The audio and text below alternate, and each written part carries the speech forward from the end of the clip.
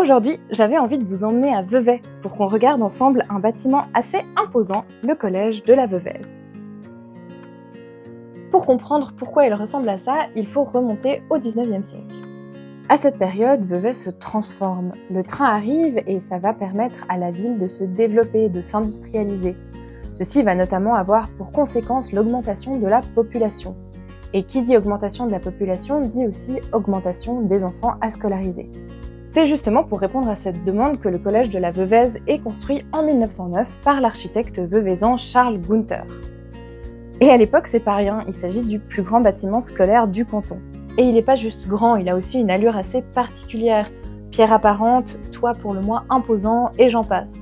Et tout ça, c'est pas qu'une question du goût de l'architecte. On l'inscrit dans un courant qu'on appelle aujourd'hui le Heimatstil. Alors aujourd'hui, j'aimerais qu'on regarde ensemble à quoi ressemble ce Heimatstil, mais aussi qu'on se demande ce que cette architecture nous raconte sur la manière dont on commence à penser le patrimoine, le paysage et même l'identité nationale à la fin du 19e et au début du 20e siècle. Revenons donc à Vevey au 19e siècle. Comme beaucoup de villes européennes, Vevey est profondément transformée par l'industrialisation. La ville devient d'ailleurs un centre d'industrie avec des entreprises par exemple comme Nestlé ou une importante industrie du tabac et même des ateliers de construction mécanique. Et parmi toutes les conséquences de l'industrialisation, il y en a une qui nous intéresse particulièrement. Il faut savoir qu'à cette époque, pas mal d'enfants travaillent dans les industries. En 1874, la Constitution fédérale a beau mettre en place l'obligation de l'enseignement primaire au niveau national, malheureusement, beaucoup d'enfants restent encore des travailleurs. Alors en 1877, on adopte la loi fédérale sur les fabriques qui interdit aux enfants de moins de 14 ans de travailler dans les usines. Bref, à partir de ce moment-là, on a une vraie augmentation du nombre d'enfants à scolariser à Vevey, mais la ville n'est pas adaptée au niveau de ses infrastructures.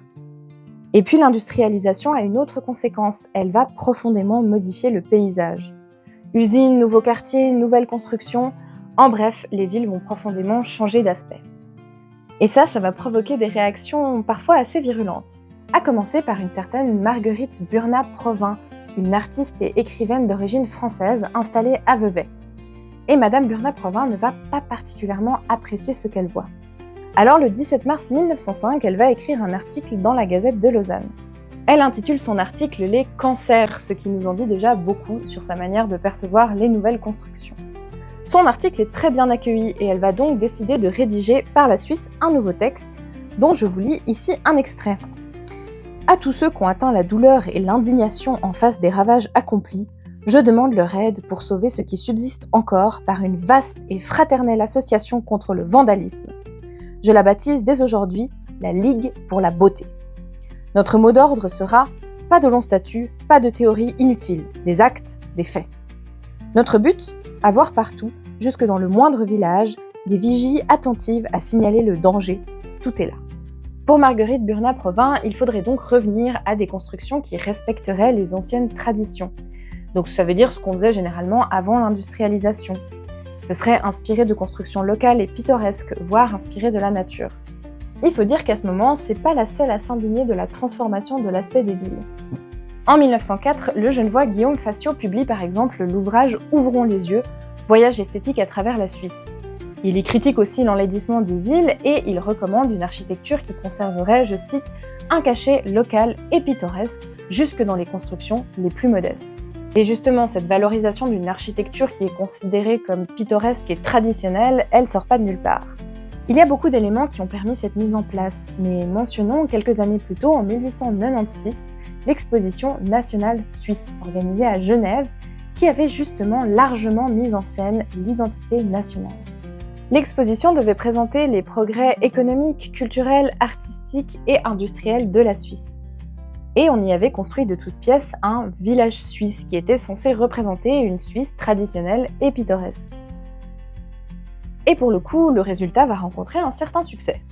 Bref, on pourrait multiplier les exemples, mais vous commencez à avoir l'idée. Face aux transformations rapides du pays, on commence à chercher, ou en tout cas à souhaiter, ce qui ferait une architecture suisse, régionale ou locale. C'est dans ce contexte qu'est fondée en 1905 la Schweizerische Vereinigung für Heimatschutz, ou en français, la Ligue pour la conservation de la Suisse pittoresque. Vous la connaissez peut-être mieux sous son nom actuel, Patrimoine suisse.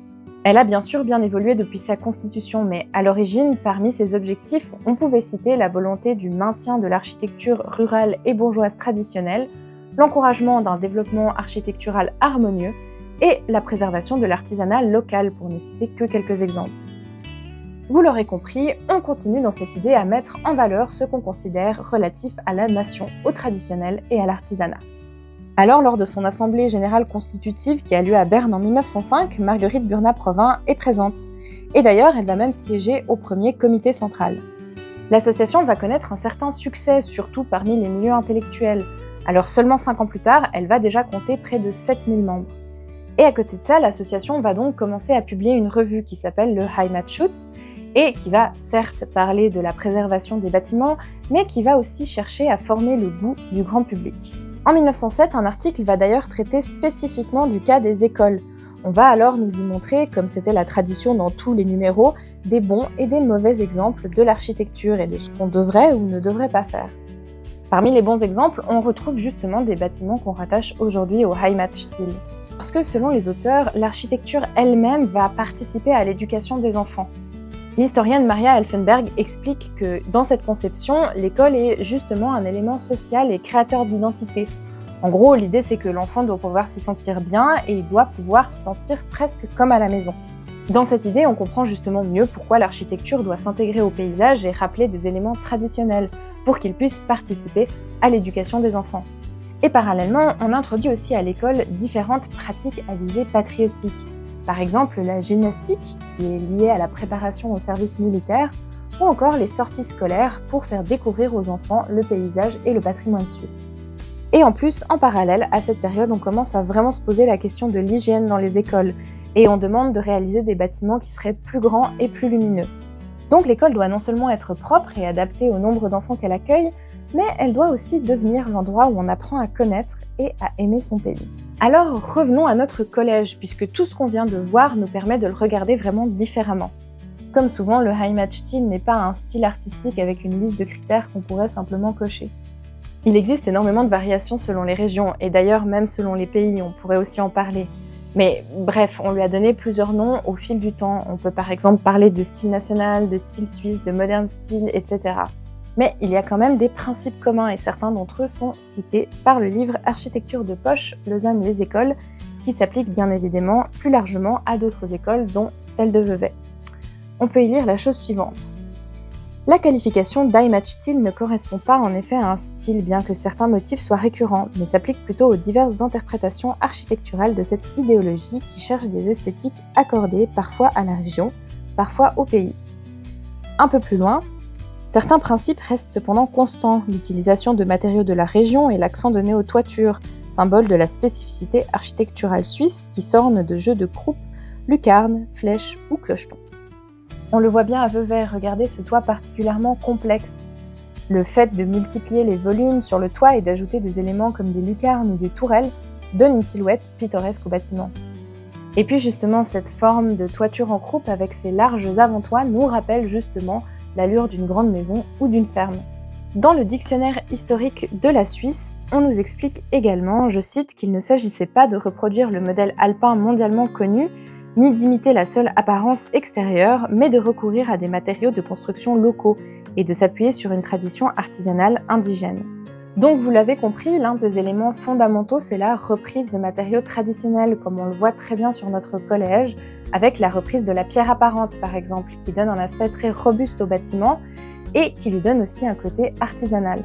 En plus, avec son plan particulier, il s'inscrit très bien dans le paysage et semble presque en jaillir, comme si c'en était un élément naturel.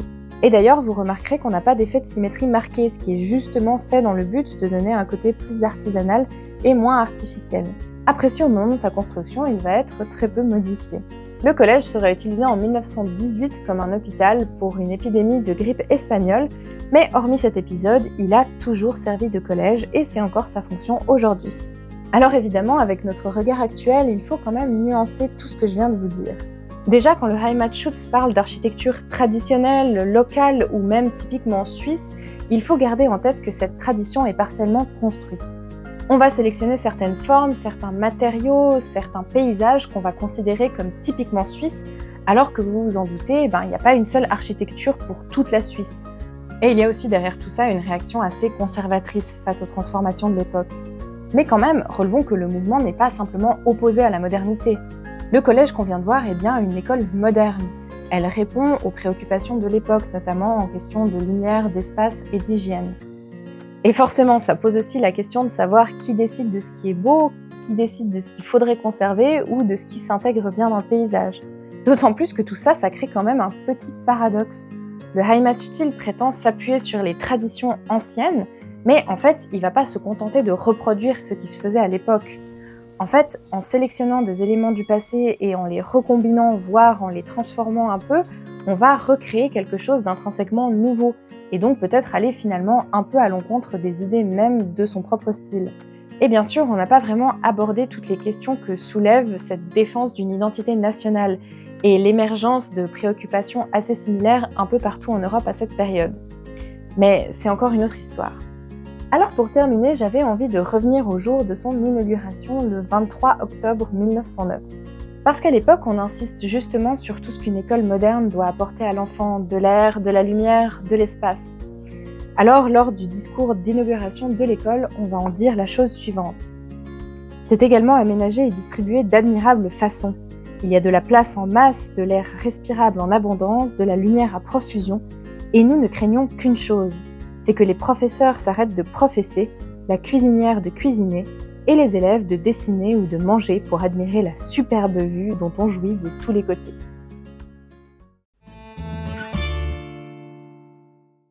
Je vous l'ai dit, le patrimoine suisse a bien évolué depuis sa constitution. Aujourd'hui, son objectif est, je cite, de s'engager pour davantage de culture du bâti et de défendre le patrimoine construit, ainsi que les espaces urbains et ruraux de grande valeur.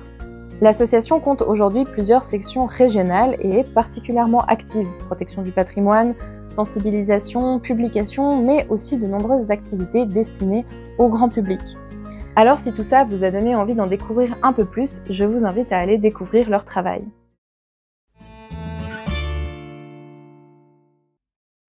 Voilà, c'est ce que je voulais vous dire sur le collège de la Veuvez. On se retrouve bientôt dans la bibliothèque pour une nouvelle pépite.